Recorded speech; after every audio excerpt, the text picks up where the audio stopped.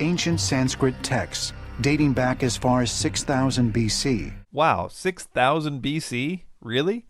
In reality, the oldest of these texts would be the Vedas, which date to between 500 and 1500 BC. Ancient Aliens just adds another 5,000 years, as if no one would notice. They're actually even contradicting themselves with this date, because in another episode they correctly state that the oldest writings in the world are the Sumerian tablets, the oldest of which date to about 4000 BC. So why are they now saying that there are some writings 2,000 years older than the oldest writings? I don't think anyone knows. Describe in varying but vivid detail flying machines called Vimanas. Vimanas are aeroplanes, and they are powered by some jet engines. This seems to be true because all the description of the flight behavior, elephants ran away in panic. Grass was thrown out because there was a lot of pressure from behind those Vimanas. So that we can say this is a description of the spaceship.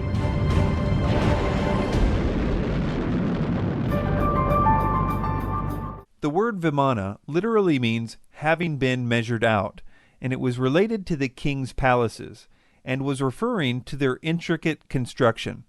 Later on, as a result, the word became synonymous with palaces in general, and because of that, it was used to refer to the palaces of the gods as well. And yes, these palaces of the gods were in the heavens, and they could fly. But as we look into this, it will be clear that some of the Vimanas of the gods really were huge palaces, with gardens and terraces and golden staircases. Then, because the palaces of the gods flew, the word gradually became used for anything that could fly, either in mythology or in reality. So understanding the palace concept in the development of the word Vimana is helpful in understanding what we will be looking at. But before we look into the real descriptions of Vimanas in the Vedic texts, we must first examine a fake text, because almost everything that Ancient Aliens says about Vimanas comes from a totally bogus text called the Vimanika Shastra. Although mainstream historians believe the Vimana texts are myths, many of the documents contain passages that seem to describe modern machinery and technology. The Vimanika Shastra goes into metals that are used in these craft. It talks about electricity and power sources. It talks about the pilots and the clothing they have to wear. It talks about the food that they eat. It talks even about the weapons that are kept on these airships. The flight manuals of the Vimanas are quite similar to the flight manuals you find in the modern passenger flight business, or when you go to the military jet engines. Of course, they have also flight manuals because it's necessary for a pilot to get knowledge about his plane he wanted to fly with. The Vimanika Shastra is not an actual ancient text. It was channeled or dictated to the author from the spirit world in 1918. The spirit who supposedly dictated the text claimed to be an ancient seer named Bharadvata, who is prominent in some ancient writings, so I guess that's what's supposed to give this text credibility. That is, the idea that the ghost of someone ancient supposedly dictated it. But they're not even sure that version of the story is true, because the first mention of any of this is in 1952 by the guy who supposedly found and translated the text from 1918. So as far as anyone knows, he could have made the whole channeled by a famous ghost story up in 1952. The text itself reads like a technical manual, describing the details of how Vimanas operated. It includes the description of what must have sounded like a really technical idea in 1918 or 1952 called a mercury vortex engine. Ancient Aliens spends a huge amount of time talking about this idea. The Vimanika Shastra, or science of aeronautics, indicates Vimanas used a propulsion system based on a combination of gyroscopes, electricity, and mercury. Is this possible? Mercury is an unusual element. Mercury is metal.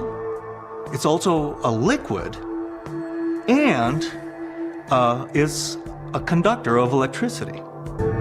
The Vimanika Shastra suggests Vimanas were powered by several gyroscopes, placed inside a sealed liquid mercury vortex. One of the texts talks about Mercury rotating and driving some sort of a powerful wind or a windmill effect.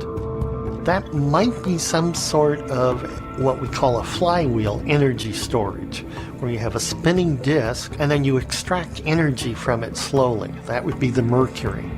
And then that could be used to drive some sort of a propeller or what we call a ducted fan. Some of the other things that this text describes are equally scientific sounding. It even includes very technical drawings of the things that it's talking about. But when you look closer at all this, it becomes obvious that it is physically impossible for any of these craft to get off the ground. In fact, 20 years later, in 1974, a study was done on the texts and the drawings by the Aeronautical and Mechanical Institute of Science in Bangalore, India.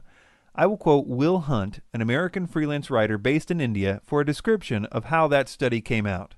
Quote, "As thoroughly as it had been written, the committee just as thoroughly dismantled the study in an essay called A Critical Study of the Work of Vimanika Shastra. They question whether the author, whoever that may have been, had any grasp of basic physics, chemistry, and electricity, not to mention the, quote, disciplines of aeronautics, aerodynamics, aeronautical structures, propulsive devices, materials, and metallurgy. Their conclusion, quote, none of the planes has properties or capabilities of being flown. The geometries are unimaginably horrendous from the point of view of flying, and the principles of propulsion make them resist rather than assist flying."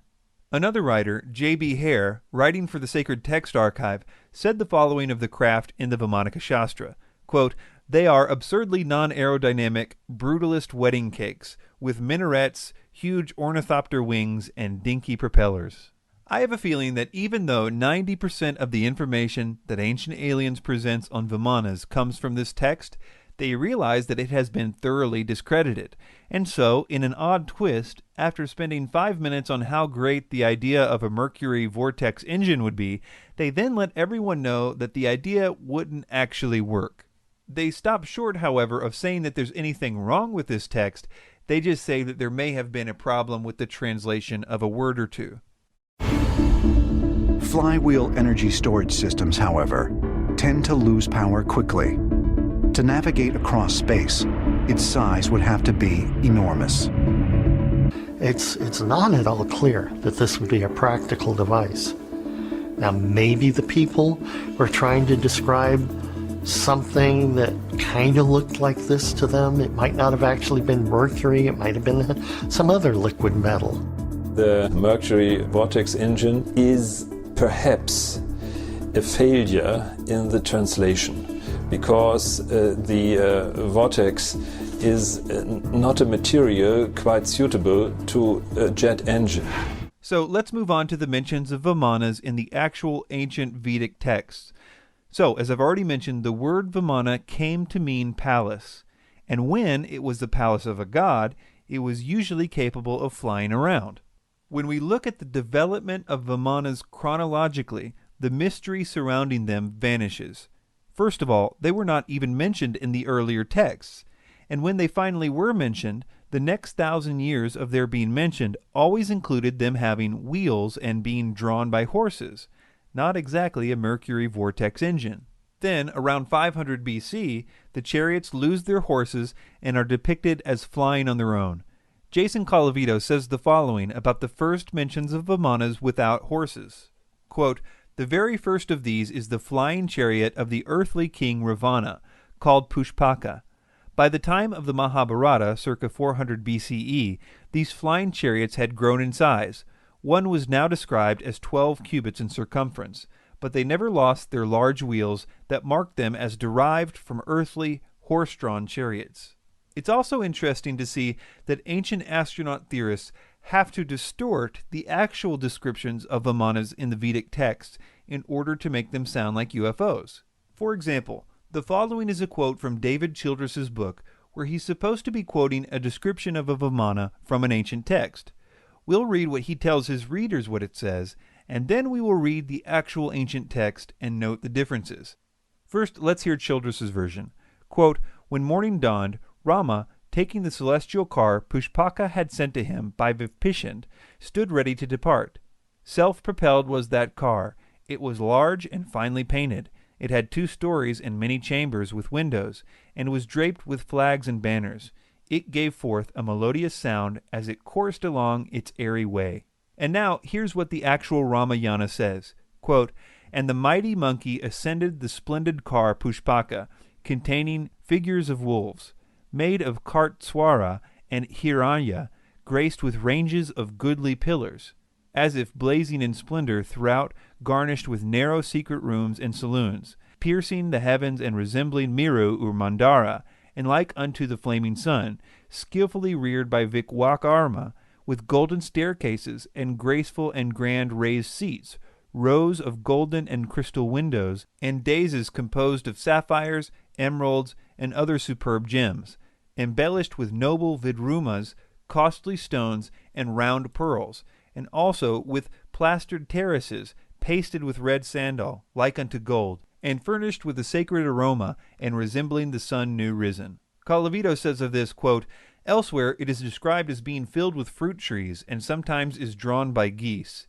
Do you know many UFOs with plastered terraces and red paint?" In summary, most of what Ancient Aliens uses on this point is from a bogus 20th century channeled text, which they dishonestly present as an ancient text. And even the real descriptions of Vimanas get some tweaking by them in order to make it sound like a UFO. The development of the idea of Vimanas in Hindu mythology can be traced easily, and it loses all of its intrigue for the ancient astronaut theorists when you do that.